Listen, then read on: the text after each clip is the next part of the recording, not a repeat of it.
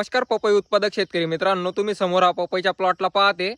तब्बल याला लागवड करून 3 महिने झालेले आहे. आणि मित्रांनो, याच्यामध्ये तुम्ही पाहू शकता किती जास्त प्रमाणात जो आपला रिंगी स्पॉट व्हायरस आहे तो आलेला आहे.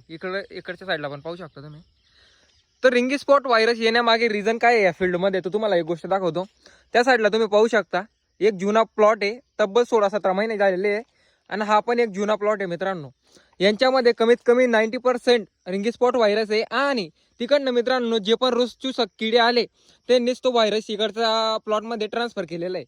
तर मित्रांनो, अशी जर का तुमच्याकडे पण काही कंडिशन असेल, म्हणजे आजूबाजूला प्लॉट आहेत जुने आणि त्यांच्यामध्ये व्हायरस आहे, तर तुम्हाला एक काम असं करावं लागेल, 100% तुमच्या शेतात व्हायरस येणार नाही. मित्रांनो, फील्डच्या आजूबाजूने तुम्ही नेट लावून टाका, 10 ते 15 फुटी नेट. याच्याने मित्रांनो जे रसचूसक किडे आहेत ते आपल्या फील्डमध्ये येणार नाही आणि अशा प्रकारे आपली हानी होणार नाही. पाहू शकता मित्रांनो, एकदम भारी प्लॉट होता, पण पाहू शकता जास्तीत जास्त त्याच्यामध्ये आता रोग पसरलेला आहे. तर तुम्हाला व्हिडिओ कसा वाटला कमेंटमध्ये नक्की सांगा, आणि आपला विषय कसा वाटला कमेंटमध्ये नक्की सांगा. जास्तीत जास्त मित्रांपर्यंत शेअर करा. भेटूया मित्रांनो नवीन व्हिडिओ. जय हिंद, जय किसान, जय भारत.